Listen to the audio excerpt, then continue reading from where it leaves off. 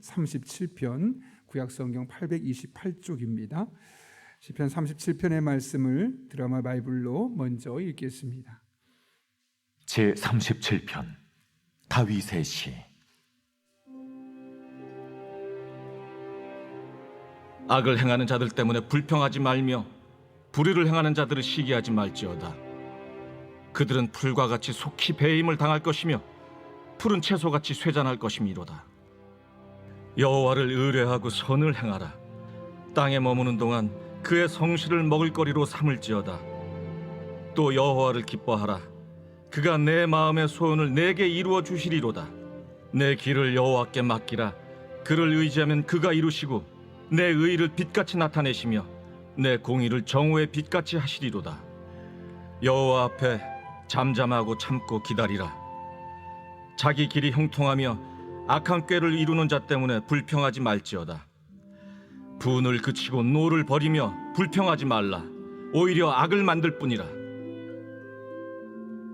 진실로 악을 행하는 자들은 끊어질 것이나 여호와를 소망하는 자들은 땅을 차지하리로다. 잠시 후에는 악인이 없어지리니 내가 그곳을 자세히 살필지라도 없으리로다. 그러나 온유한 자들은 땅을 차지하며 풍성한 화평으로 즐거워하리로다. 악인이 의인치기를 꾀하고 그를 향하여 그의 일을 가는도다. 그러나 주께서 그를 비웃으시리니 그의 날이 다가옴을 보심이로다. 악인이 칼을 빼고 활을 당겨 가난하고 궁핍한 자를 엎드러뜨리며 행위가 정직한 자를 죽이고자 하나 그들의 칼은 오히려 그들의 양심을 찌르고 그들의 활은 부러지리로다. 의인의 적은 소유가 악인의 풍부함보다 낫도다. 악인의 팔은 부러지나 의인은 여호와께서 붙드시는도다. 여호와께서 온전한 자의 날을 아시나니 그들의 기업은 영원하리로다. 그들은 환난 때에 부끄러움을 당하지 아니하며 기근의 날에도 풍족할 것이나 악인들은 멸망하고 여호와의 원수들은 어린 양의 기름같이 타서 연기가 되어 없어지리로다. 악인은 꾸고 갚지 아니하나 의인은 은혜를 베풀고 주는도다. 주의 복을 받은 자들은 땅을 차지하고 주의 저주를 받은 자들은 끊어지리로다. 여호와께서 사람의 걸음을 정하시고 그의 길을 기뻐하시나니 그는 넘어지나 아주 엎드러지지 아니함은 여호와께서 그의 손으로 붙드심이로다. 내가 어려서부터 늙기까지 의인이 버림을 당하거나 그의 자손이 걸식함을 보지 못하였도다. 그는 종일토록 은혜를 베풀고 꾸어주니 그의 자손이 복을 받는도다. 악에서 떠나 선을 행하라. 그리하면 영원히 살리니 여호와께서 정의를 사랑하시고 그의 성도를 버리지 아니하심이로다. 그들은 영원히 보호를 받으나 악인의 자손은 끊어지리로다. 의인이 땅을 차지하며 거기서 영원히 살리로다. 의인의 입은 지혜로우며 그의 혀는 정의를 말하며 그의 마음에는 하나님의 법이 있으니 그의 걸음은 실족함이 없으리로다. 악인이 의인을 엿보아 살해할 기회를 찾으나 여호와는 그를 악인의 손에 버려두지 아니하시고 재판 때에도 정죄하지 아니하시리로다. 여호와를 바라고 그의 도를 지키라. 그리하면 내가 땅을 차지하게 하실 것이라. 악인이 끊어질 때 내가 똑똑히 보리로다. 내가 악인의 큰 세력을 본즉 그 본래 땅에 서 있는 나무잎이 무성함과 같으나 내가 지나갈 때 그는 없어졌나니 내가 찾아도 발견하지 못하였도다. 온전한 사람을 살피고 정직한 자를 볼지어다. 모든 화평한 자의 미래는 평안이로다. 범죄자들은 함께 멸망하리니 악인의 미래는 끊어질 것이나 의인들의 구원은 여호와로부터 오나니 그는 환난 때에 그들의 요새이시로다. 여호와께서 그들을 도와 건지시되 악인들에게서 건져 구원하심은 그를 의지한 까닭이로다. 아멘. 이 세상에는 우리들이 이해하려고 해도 이해되지 않는 일들이 참 많습니다. 특별히 우리가 일반적으로 생각하기에는 그리스도인은 늘 잘 되고 그리스도인이 아닌 사람들은 잘 안 되는 것이 일반적인 우리의 관심이고 우리의 생각이지만 또 현실의 삶으로 돌아오면 정반대 현실이 있습니다. 오히려 그리스도인들이 어렵고 비그리스도인들이 잘 사는 경우가 있어 너 예수 믿는데 네 가정 왜 그러니? 라는 말을 종종 듣는 경우도 있습니다. 또 그리스도인이라고 일컬어지는 사람들 중에도 옳게 바르게 살려고 몸부림치는 사람과 그리스도인이라면 타이틀은 가지고 있지만 실상 자신의 욕심만을 채우려 하는 그런 악한 일들을 하는 사람들 사이에서 우리가 보기엔 선하고 기도하고 은혜를 사모하고 예배 잘 드리는 사람이 훨씬 더 잘 될 것처럼 보이지만 또 일상의 삶에서는 전혀 그렇지 않아서 우리 마음에 자괴감을 들게 하는 경우도 적지 않습니다. 우리네 삶에서 그런 일들을 보게 될 때 우리는 과연 어떤 태도를 가져야 하겠습니까? 오늘 본문의 말씀은 바로 그런 상황에서 우리 그리스도인들이 어떤 삶의 태도를 가지고 살아야 할지를 주시는 말씀입니다. 그럴 때 우리가 어떤 삶의 태도를 가져야 될지 첫 번째로는 불평하거나 시기하지 말라는 겁니다. 오늘 1절 말씀 이렇게 말합니다. 악을 행하는 자들 때문에 불평하지 말며 불의를 행하는 자들을 시기하지 말지어다. 여러분 이게 무슨 말일까요? 그런 사람 보면 마음에 당연한 마음으로 첫 번째 생기는 감정이 불평이고 또 하나는 시기심이라는 이 두 가지 감정이 우리 마음에 찾아오게 된다는 겁니다. 사실 이 불평이나 시기심은 우리를 건강하지 못하게 만드는 우리 영혼을 병들게 만들고 우리 정신세계를 오염시키는 그런 잘못된 부정적인 감정 중에 하나들입니다. 우리가 우리 주변을 돌아보며 악을 행하면서도 잘 되는 사람 그런 걸 볼 때마다 불평이나 시기하지 말라고 하는데 그 이유는 2절 때문입니다. 그들은 풀과 같이 속히 배임을 당할 것이며 푸른 채소같이 쇠잔할 것이미로다. 이게 무슨 말이냐면 지금은 잘 되는 것처럼 보이고 승승장구하는 것처럼 보이고 장애물 없는 고속도로를 달리는 것처럼 보이지만 오히려 그렇지 않다는 거죠. 시간이 지나 보면 결국은 그 끝에 보면 결말을 보게 되면 아름답지 못한 결말이 그들에게 있을 것이다. 그러니 지금 당장 그들이 잘 되는 것처럼 보이고 너는 안 되는 것처럼 보여서 그런 상황 때문에 하나님께 불평하거나 그런 사람들을 보며 굳이 시기하거나 질투할 필요 없다라고 이야기하는 겁니다. 어떤 분은 그렇지 않을 거라고 생각하는 경우도 있습니다. 죽을 때까지 떵떵거리며 사는 사람 보면서 정말 그런가? 라고 생각하는 분이 있죠. 이 세상에서 정말 죽을 때까지 우리가 볼 때 너무나 그 사람 편안하게 잘 사는 것처럼 보일 때가 있습니다. 그런데 여러분 그것은 죽음 이후의 삶을 생각하지 않기 때문에 그렇습니다. 죽음 이후의 삶까지 생각한다면 그들이 이 세상에서 아무리 떵떵거리고 산다 할지라도 그들은 결국 불쌍한 자에 불과한 겁니다. 그래서 사도 바울은 고린도전서 15장 19절에서 이렇게 말하죠. 만일 그리스도 안에서 우리가 우리의 바라는 것이 다만 이 생뿐이면 모든 사람 가운데 우리가 더욱 불쌍한 자리라. 만약 이 세상의 삶이 전부라면 이 세상이 끝나고 난 이후의 삶이 우리에게 있지 않다면 우리가 굳이 열심히 이렇게 믿음 지키면서 굳이 손해 봐가면서 사는 것 필요 없다는 거죠. 그것만큼 불쌍한 삶이 없다는 거죠. 손해보는 삶이 없다는 거죠. 그러나 그렇지 않다는 겁니다. 왜냐하면 이 생의 삶이 끝이 아니기 때문에요. 그런 의미에서 우리는 남들이 보기에는 상대적으로 덜 가졌기 때문에 불쌍한 사람처럼 보일 수 있지만 실상은 다 가진 자와 같은 그런 사람으로 살아갈 수 있는 겁니다. 그래서 우리에게 말하는 겁니다. 불평하지 말고 시기하지 말아라. 계속해서 우리가 두 번째로 해야 할 일이 있습니다. 그것은 3절인데 여호와를 의뢰하고 선을 행하라는 겁니다. 여기 보게 되면 여호와를 의뢰하고 선을 행하라. 여기 행하다라는 말을 원문을 보게 되면 아사란 단어인데요. 상당한 노력이 필요한 행동을 의미하는 겁니다. 사실 우리가 선을 행한다는 것, 이 땅을 살아가면서 선한 행동을 취한다는 것은 결코 쉽지 않다는 거죠.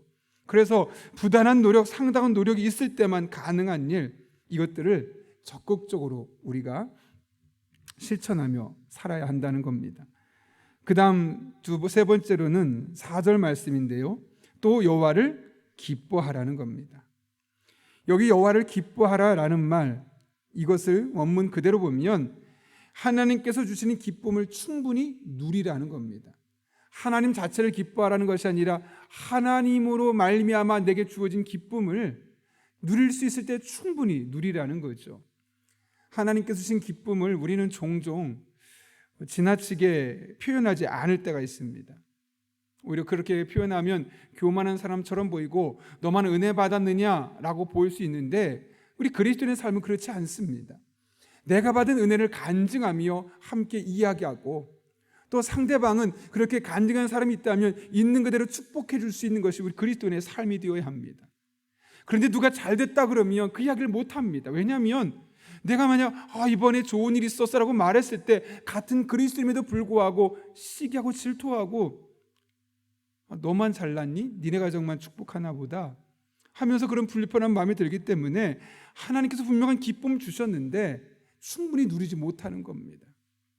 그런 의미에서 우리가 나 스스로도 하나님께서 주시는 기쁨을 충분히 누리고 우리 같은 공동체 안에 살아가는 누군가에게 하나님이 그런 기쁜 일을 주셨을 때 있는 그대로 기뻐해 줄 수 있는, 그래서 그 사람이 하나님 주신 기쁨을 온전히 누릴 수 있게 해주는 그런 우리의 삶의 태도, 자세 또한 우리에게 필요한 법이죠.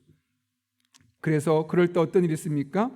여호와께서 주시는 기쁨을 충분히 누리게 될 때 마음의 소원을 내게 이루어 주신다라고 말합니다. 하나님께서 내게 주신 그 기쁨을 충분히 누리면 하나님과 좋은 관계 맺지 않겠습니까? 하나님과 좋은 관계 맺는 것이 내게 너무나 기쁘고 행복해지지 않겠습니까? 점점 더 하나님을 가까이 하게 되고 결국 우리의 마음의 소원, 기도하는 가운데 우리의 마음의 소원, 요구하다, 청원하다는 뜻을 갖고 있는데요, 이것까지 이루시는 하나님의 은혜를 경험할 수 있다는 것이죠. 그런 의미에서 우리가 하나님께서 주신 그 기쁨을 나 스스로도 충분히 누리고 누군가 그런 기쁨의 삶을 살 때 충분히 누릴 수 있도록 함께 기뻐해 줄 수 있는 그런 믿음의 공동체가 될 수 있어야 하는 것이죠. 함께 울어야 하지만 또 함께 웃어줄 수 있는 그런 믿음의 공동체가 되어야 하는 겁니다. 그 다음 네 번째로는 5절인데요, 내 길을 여호와께 맡기라 라고 말합니다. 여기 길이라는 단어가 데레크인데 이것은 우리 하나님 앞에 우리의 인생 전체를 맡기라는 겁니다. 하나님께 맡기라. 그러면 누가 이루십니까? 그가 이루시고. 여기 원문을 보게 되면 미완료형으로 쓰여 있는데 이게 무슨 말이냐면 하나님 계속해서 그 인생을 이끌어 가신다. 선한 길로 인도해 주신다. 아브라함의 인생을 그렇게 했고 이스라엘 백성들의 삶을 그렇게 하시지 않으셨습니까? 하나님께 맡기면 하나님께서 끝까지 그 인생을 책임져 주신다는 거죠. 그분이 이루신다는 거죠. 그래서 하나님께 맡기는 삶을 살라는 겁니다. 그 다음 7절을 보게 되면 무슨 말이 있습니까? 이렇게 되어 있죠. 여호와 앞에 잠잠하고 참고 기다리라. 여기 잠잠하라는 말은 다 포기하고 두 손 두 발 다 놓고 아무것도 못하니까 그냥 알아서 하십시오 라는 그런 포기의 잠잠이 아니라 적극적으로 그것 때문에 이런저런만 하지 말고 적극적인 믿음으로 기다리는 것을 의미합니다. 그래서 그 뒤에 이어지는 표현이 잠잠하고 참고 기다리라 라는 말로 연결되고 있는 것이죠. 다른 말로 하면 불평하지 말라는 겁니다. 지금 당장 내 삶에 좋은 일이 있지 않다 할지라도 그것 때문에 불평하는 말, 원망하는 말 내지 말고 참고 기다리라는 겁니다. 왜요? 그럴 때 어떤 일이 일어날까요? 11절인데요. 그러나 온유한 자들은 땅을 차지하며 풍성한 화평으로 즐거워하리로다. 사실 7절부터 10절까지의 말씀은 하나님 앞에 왜 잠잠하고 참고 기다려야 할지를 이야기합니다. 그리고 나서 그러나 라는 말로 11절을 연결하는 거죠. 온유한 자, 여기 온유한 자는 누구냐면 7절에 여호와 앞에 잠잠하고 참고 기다리는 자를 의미합니다. 그런 자에게 무슨 일이 있을 거니까 참고 기다리라는 겁니까? 땅을 차지하며 풍성한 화평으로 즐거워하리로다. 땅을 차지한다는 것은 하나님께서 그 사람을 위해 예비하신 은혜와 축복을 누린다는 것이고, 풍성한 화평이라는 것은 샬롬, 여기 화평이 샬롬이라는 단어인데요, 이 세상의 마음에 어떤 것으로 줄 수 없는 진짜 평안함, 뭐 나에게 조금 힘들었었는데 좋은 일이 생겼기 때문에 주어지는 평안함이 아니라 그 이 세상 어떤 것으로 줄 수 없는 잔잔한 호수가 같은 그런 평안함을 우리에게 주게 된다는 거죠. 그러니 잠잠하고 참고 기다리라 라고 이야기합니다. 사실 여러분, 우리가 3절부터 지금 11절까지 살펴봤던 그 몇 가지 말씀들을 보면 하나님께서 좀 우리에게 너무 무리한 것들을 요구하는 것처럼 보입니다. 그런데 그렇게 왜 요구할 수 있는 근거가 있습니다. 어쩌면 우리의 인생이 너무 억울할 수 있죠. 아니, 내가 예수님 잘 믿었는데, 신앙생활 열심히 하는데 하나님 왜 내 인생이 이렇게 꼬이기만 하는 겁니까? 그런데 신앙생활 나보다 열심히 하지 않는 사람은 왜 저렇게 잘 되기만 하는 겁니까? 뭐 이런저런 말들이 나올 수 있는데, 하나님이 선을 행하라고 말하고 여호와를 기뻐하라고 말하고 내 길을 여호와께 맡기라고 그러고 잠잠하고 참고 기다리라고 말하고, 괜히 나한테만 뭔가 짐을 자꾸 지우는 듯한 느낌이 들어서 하나님이 점점 더 원망스러워지기도 합니다. 차라리 시원하게 에이 나쁜 놈 이렇게 하면서 저주를 하거나 소리 지르면 좀 속이라도 시원할 텐데, 하나님은 그런 말 하지 말고 너 그리스도인으로 네가 살아야 할 일들을 다 충분히 감당해내라 라고 이야기합니다. 그렇게까지 하는 이유가, 그렇게까지 요구할 수 있는 근거가 도대체 무엇일까? 그 이유를 우리는 23절부터 26절까지 말씀을 통해서 알 수 있는데요, 제가 한번 읽어드릴 테니까 여러분 세 번역으로 제가 읽어드리겠습니다. 머릿속으로 이 이미지를 한번 상상해 보십시오. 23절입니다. 여호와께서 어떤 사람의 길을 기뻐하신다면 그 사람의 발걸음을 굳게 붙잡아 주실 것입니다. 24절, 비틀거릴지라도 넘어지지 않을 것입니다. 왜냐하면 여호와께서 그의 손을 붙잡고 계시기 때문입니다. 25절, 내가 어려서부터 늙기까지 이제껏 살아오면서 여호와께서 의로운 사람을 내버려 두시는 것과 그들의 자녀들이 구걸하는 것을 보지 못했습니다. 26절, 의로운 사람은 언제나 넉넉하며 다른 사람에게 나눠주기를 좋아합니다. 그래서 그들의 자손들이 복을 받습니다. 이게 누구에게 주어진 은혜겠습니까?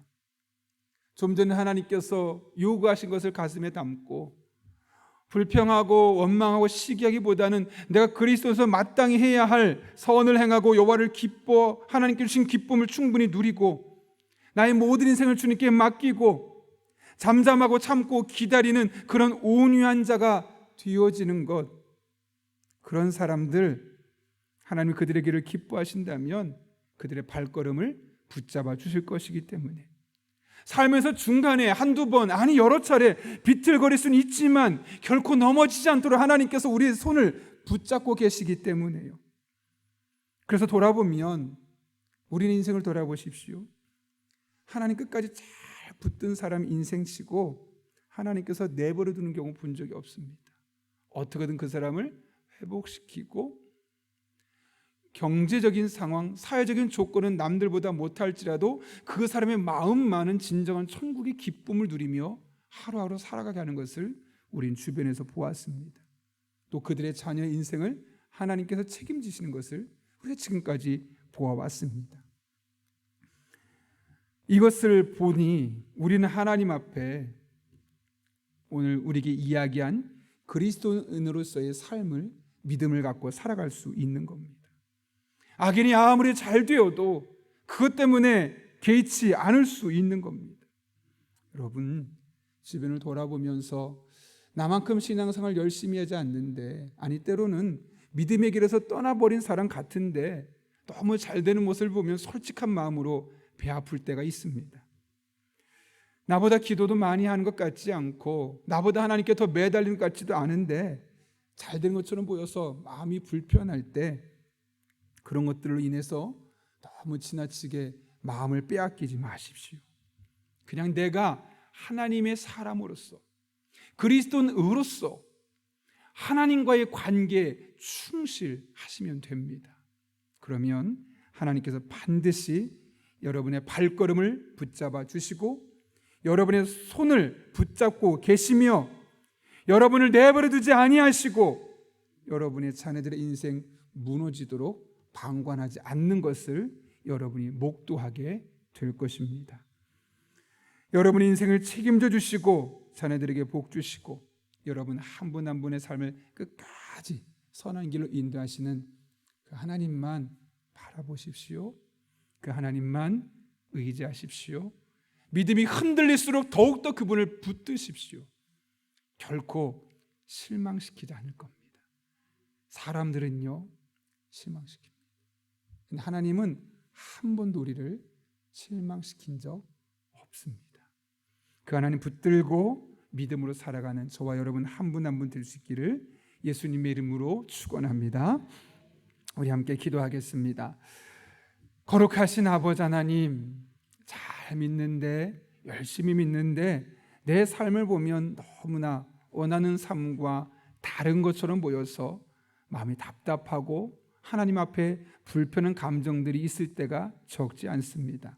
그러나 그럴지라도 오롯이 하나님만 바라보며 내가 하나님의 아들과 딸로서 마땅히 해야 할 일상의 일들을 믿음으로 잘 살아낼 수 있는 우리 용인영락교회 모든 성도들 되게 하여 주옵소서. 그래야 우리의 발걸음을 붙들어 주시고 우리의 손을 붙들고 계시고 우리를 내버려 두지 아니하시며 우리의 자녀들의 인생을 책임져 주시는 그 하나님을 늘 경험하고 간증하고 고백하며 살아가는 하나님의 사람들 되게 하여 주옵소서. 예수님의 이름으로 기도하옵나이다. 아멘.